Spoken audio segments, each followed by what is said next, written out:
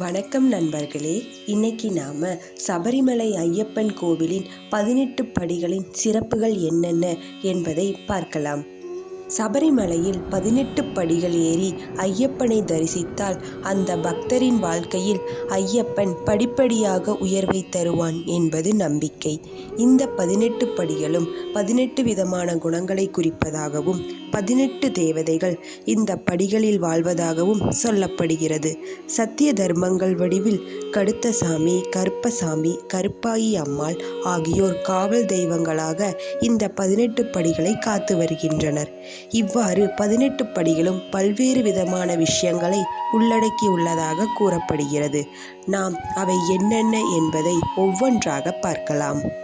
18 படிகளில் வாசம் செய்யும் தேவதைகள் யாரென்றால் விநாயகர், சிவன், பார்வதி, முருகன், பிரம்மா, விஷ்ணு, லக்ஷ்மி, சரஸ்வதி, சூரிய பகவான், சந்திர பகவான், சனி பகவான், ராகு பகவான், யமதர்மர், கேது பகவான், அங்காரக பகவான், புதன் பகவான், குரு பகவான், சுக்கிர பகவான் ஆகியோர் நம் ஐயப்ப சுவாமியின் 18 திருப்படிகளில் வாசம் செய்யும் தேவதைகளாக கூறப்படுகின்றன.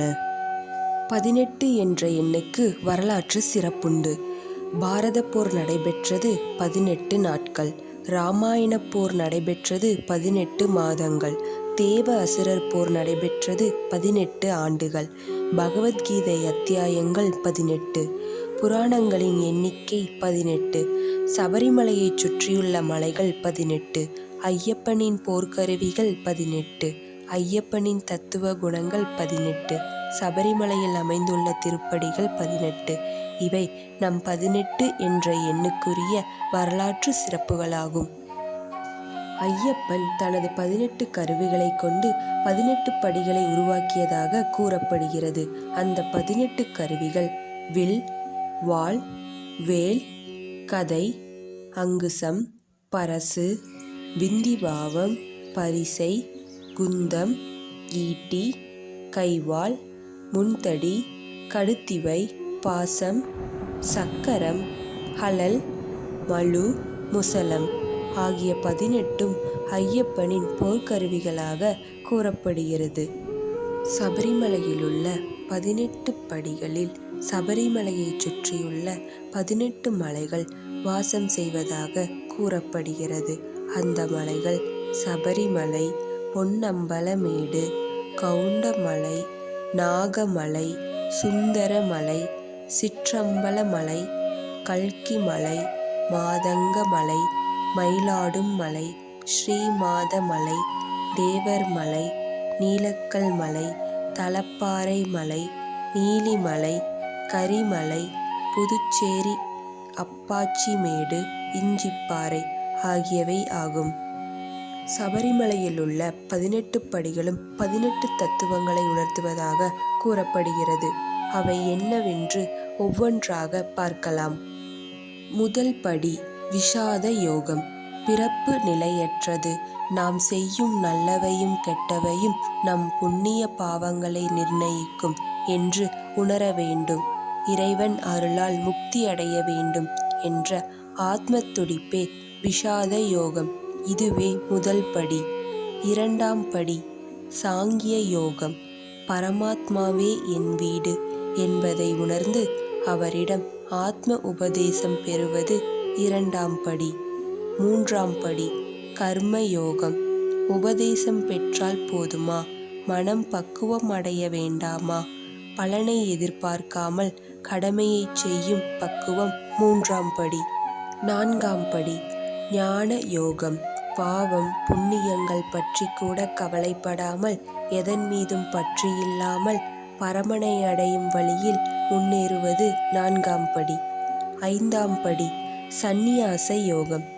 நான், எனது என்ற சிந்தனையின்றி எல்லாவற்றையும் துறந்து இறை சிந்தனை ஒன்றையே வாழ்க்கையின் லட்சியமாக கருதி செயல்படும் வழியினை காட்டுகிறது. ஆறாம் படி தியான யோகம். கடவுளை அடைய புலனடக்கம் மிக இன்றியமையாதது.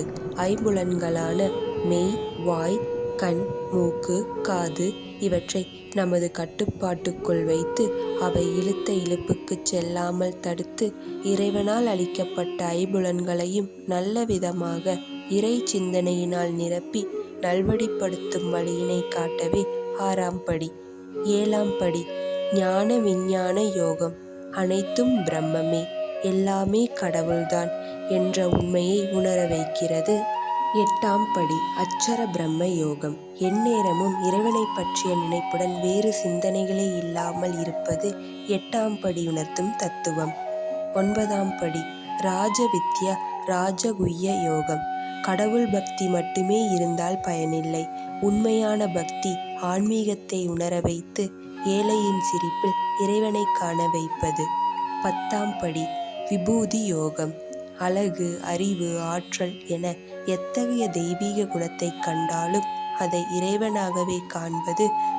11ஆம் படி விஸ்வரூப தரிசன யோகம். உலகில் ஆண்டவனையும் ஆண்டவனில் உலகத்தையும் பார்க்கும் மனப்பக்குவத்தை பெறுவது 11ஆம் படி உணர்த்தும் தத்துவம். 12ஆம் படி பக்தி யோகம். இன்பம், துன்பம், விருப்பு, வெறுப்பு, ஏழை, பணக்காரன் என்ற வேறுபாடுகளை நீக்கி அனைத்திலும் சமத்துவத்தை காண வைக்கிறது.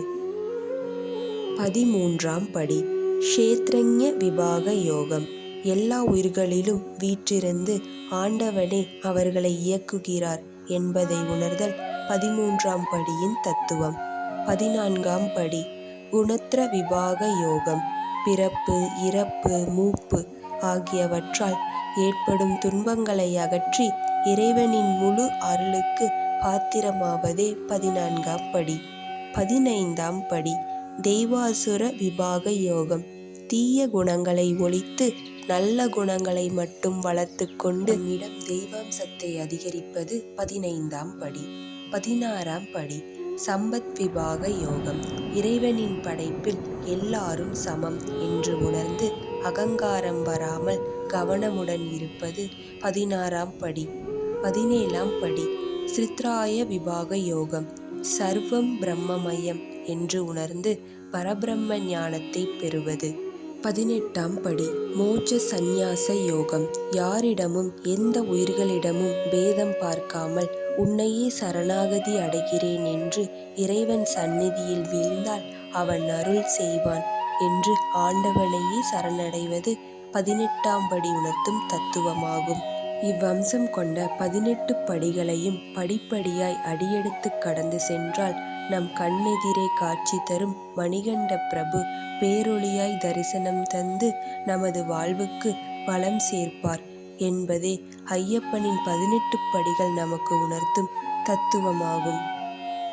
இந்த வீடியோ மூலமா சபரிமலை ஐயப்பன் கோவிலில் உள்ள 18 படிகள் உணர்த்தும் தத்துவங்களை எல்லோரும் தெரிஞ்சிருப்பீங்கன்னு நினைக்கிறேன். மேலும் இது போல பல சுவாரஸ்யமான கடவுள் கதைகளை பற்றி தெரிஞ்சுக்க பக்தி புராணம் சேனலை சப்ஸ்கிரைப் பண்ணி பெல் பட்டனை கிளிக் பண்ணிக்கோங்க. உங்களது ஆதரவுக்கு நன்றி.